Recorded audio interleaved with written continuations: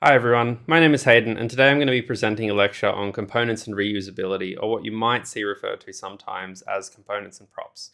This lecture was originally written by Fahad Rahman, but today I'll be presenting it, and hopefully we will get you excited about some of the powerful things you can do with React and languages like React. So first thing though is why reusability. So reusability is a concept.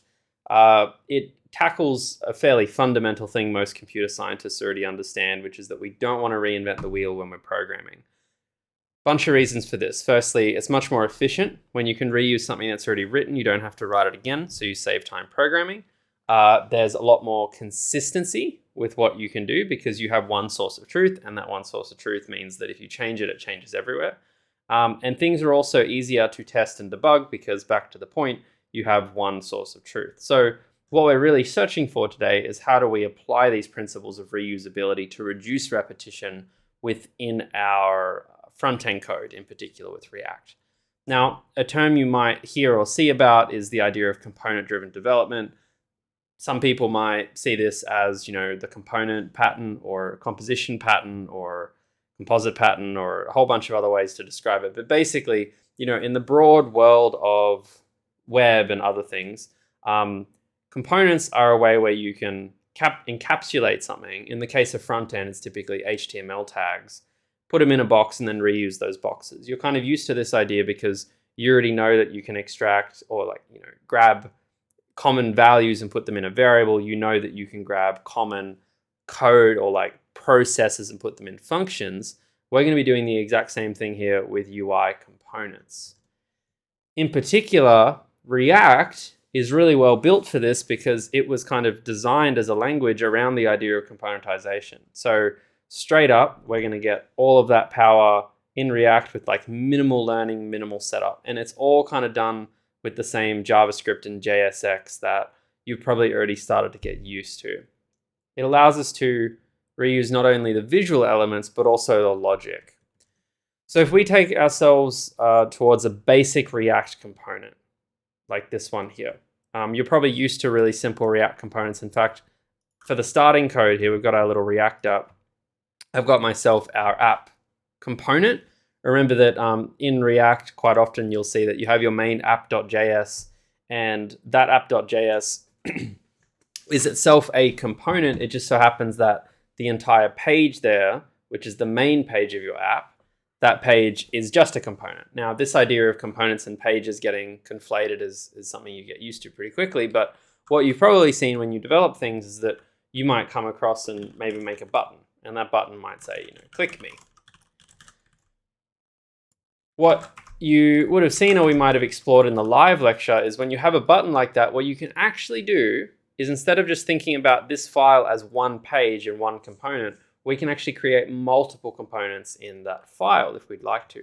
So I can come along here and say, I'm going to create a function called myButton. I know function's a bit of a weird way to describe a component, but it's basically just using the syntax that already exists in JavaScript. If you could create a new word in the syntax called component, that would be fine, but that's not how it works. And every component in React is just a function that returns some HTML, or more specifically JSX in the end. So for instance here, I have a my button, and what I can do is I can actually go and take this HTML JSX code here, and I can go and have my button return that. Now the brackets here aren't required. You can kind of avoid them. I like them. I think it makes the code a little bit cleaner. And then inside my app component, I can now do this. I can now write my button. And what's cool about this is I've now taken some code, turned it into its own component, and now I can reuse that. I can simply copy and paste it, and then back to the reusability common source of truth. When I update that component, all of the usages of it update. So this is very useful because I can avoid repetition everywhere in my code now, and it also means when I want to do more interesting things, like say, have all my buttons disabled, I can just do it in one place. So that's the basic idea of extracting JSX into a component, and as you've seen there, we reuse that a couple of times.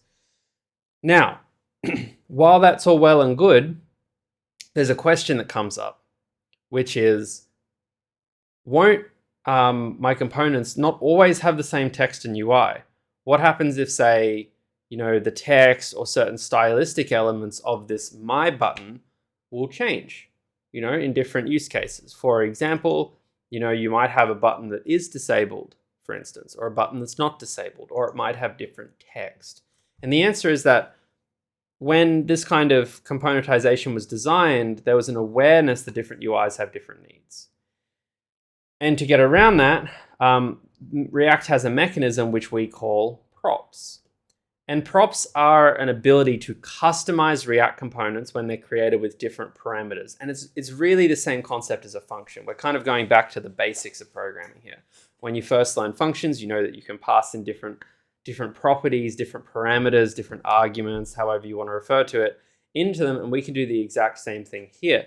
Now, what's interesting and different about React, though, is the way that we pass things in takes a minute to get your head around. Now, whenever you create your own component in React, the way to approach it is to say, my button, my component, takes in one parameter, and that is the object props.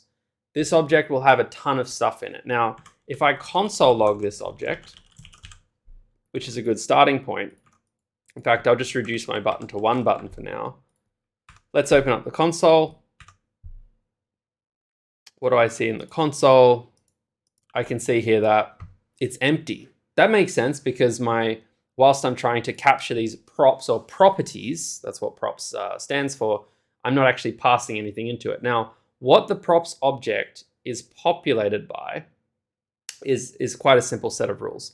It's kind of the equivalent of HTML attributes. So if I come here and I say my button name equals Hayden, age equals 3, and I save that, props actually are now those kind of HTML attribute and value pairs packaged up into a JavaScript object, like you can see up here in the console. And why that's handy is that I can do something now, for instance, to say my button text equals Hayden. And then when I want to replace the click me now with that text, I can just say props.text. So all of those things that I'm passing in are kind of bunched into that props property. I could also do something like say width equals 50. And then here I could say, well, my button style is going to be width, props.width. Sometimes you need to put text in here to add the pixels. It depends on the scenario. React's pretty fine with that. So now I can control the width of it, for instance. Pretty handy. This kind of ability to then reuse things and say I use my last name and I make that one slightly smaller. This is great because now we have that exact same component that we reuse, and if you want to kind of increase the height of all those components, like 50 pixels here, we can do that in one spot. This is also an important lesson in how to use JavaScript. You'll see in later lectures that we'll learn more about CSS frameworks, which are the right way to do things. So if you kind of think, oh, I have this style that I want to apply to many components, quite often you'll find that those many components that you have can just be abstracted into kind of a parent component like this. You're like, oh, my buttons have all the same height. Well, you can even forego style sheets sometimes and simply apply the style here to the button directly, because now you've gotten a similar benefit to what you get with style sheets in general. I'm going to go and clean up the alignment of this a little bit. I'll show you kind of how you generally write this. Obviously, you have auto formatters are pretty easy, but this is how I would generally see a lot of React stuff written, something like that. That's kind of just a bit more readable given how things are broken up. So that's one interesting thing about props. The second way that sometimes people approach things is if you pass in a couple of parameters like text and width, you can actually kind of clean up your code by pulling them out directly. Say, this is what we call destructuring, where I say, okay, there's my props, width and text like this, and now I don't need that props dot part because I kind of already pulled them out. And then you'll see some people will take it even further, which I generally recommend if your component only has 1, 2, 3, or 4 props, where you go and you take that destructure, and instead of having to write this explicit line here where you say, width and text is equal to props, I grab that and I come here and I paste it there. And now for someone using my component, they don't just see this props variable, they kind of see immediately that, well, yes, there is still only one parameter for this component or function, but that is an object that contains a width and a text key, and I'm going to use that. And I like this approach because it helps you easily see what that component takes in right off the bat. So that's quite nice. The other thing you can do is that what you'll see is if I might just unwind that for a second. If I console log props again, if you're thinking, and a couple of you will be thinking, what happens if I, instead of using this void tag approach here, I instead just put something in here like, you know, poo emoji and my button. I treat it like kind of a, you know, an open close HTML element, and I save that. And what you'll see now is that that particular element actually has a third props added called children. And this is how React's designed. So everything you put in between the square brackets, right? Everything you encapsulate within the tag is immediately passed into your component as a .children object. This is really handy because sometimes you want to reuse kind of classic HTML semantics, such as with a button. You know that the text of a button exists between the two tags. So instead of saying text now, I can grab this and go and put it, well, I shouldn't have done that. Go and put it here. So we now just say, you know, Hayden Smith, like this. And this reads a little bit more familiar to some people. So now instead of using text, I can just use children. It's always children. Children is what the name is to the things between the brackets. So again, suddenly we're expanding what our function can do. Now, what if I want that button to also be disabled? Well, if I just put disabled here, nothing's going to happen because whilst that disabled is passed in as a props element, we're not doing anything with it. So one other hack you can do when you're creating components is that if you know that they're a particular attribute, like this is really helpful if you're wrapping a basic component, is what I can do is my button has this particular style here, right? But if I do ... props, if you're not sure what the spread operator is, you might need to Google it. I won't go into it in this lecture because we probably covered it somewhere else, but in JavaScript, there's a spread operator that's basically a way to kind of inject a list of things into something. So what I'm really saying here is that I've got all of these props in an array. I now need to take them and expand them out. Basically, you know, it's kind of like a way of saying if I have, you know, A, B, C, you know, A, B, C equals D here, take all of these and pop them here. So it's like now it's populated like that. So it's just a way of just passing something along. But the benefit of this is anything that I add here will come through as props, which what it will try and do is add anything I pass in immediately as an attribute to the underlying button. It's basically a way of just creating like a generic pass through. Oopsie, got a problem there. So, oh no, unexpected token. There we go, forgot the brackets. If you don't have that, the JSX is like, what the hell is 3 dots? So you need to put it like that. And why this is useful is that now any normal attribute that you pass in, such as disabled, will just kind of like funnel through to it. Or, you know, what are other button properties? Well, type equals submit, for instance. You know, that one where you click on it. Sorry, that's not it. Button equals button. Or, you know, all these other kinds of things you can pass in.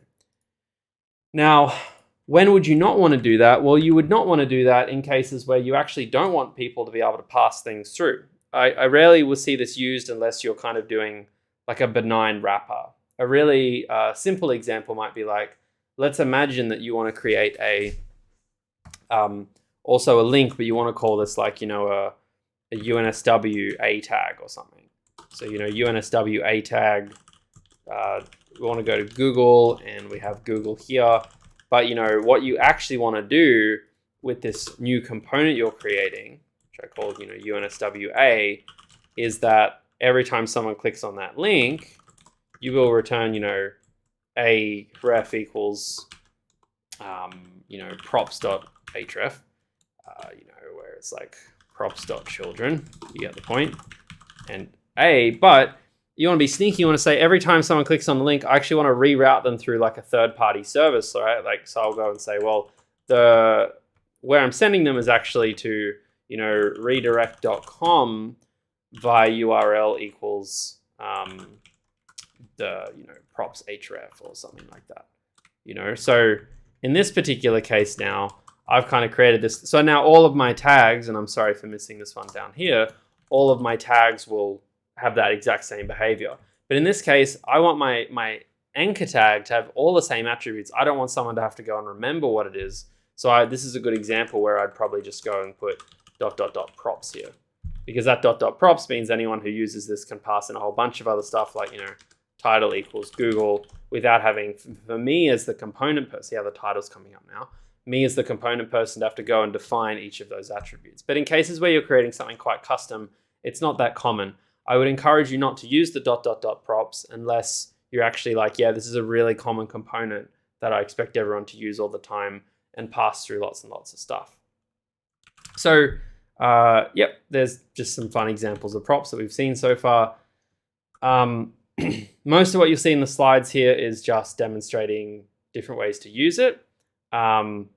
There's a note here that's kind of important, which is that you should treat your components, right? And React kind of demands this, as what you call pure functions. And a pure function is something that basically doesn't have a side effect. So if you create a function that takes in 2 parameters, it should return something new. It shouldn't modify those original parameters. It shouldn't have a weird side effect. It should be completely in a vacuum. That's in general just good programming practice in terms of how to write functions always. And then we'll finish before we do another couple of examples to tie it off with other types of components. Now there are 3 here that have been categorized in the slides, which are, we've kind of seen them in their own way. The first one is a dummy or dumb or stateless component. These are basically components that don't have props. They're things like what we saw at the start, where we just had a button that just said click here. These are often super useful, I think, for things, you'll see these used a lot for things like icons, because like you might have a particular component that's just, say, smiley face, for instance, which just like returns that. I mean, that's not really, I don't really do that much, but like, now you can just put in smiley face here. So you have like one common source of truth as to what a smiley face is. That's a dumb or stateless component. Then you've got presentational components, which are a lot of what we've been looking at here. It's basically components with props. And then you have container components, which,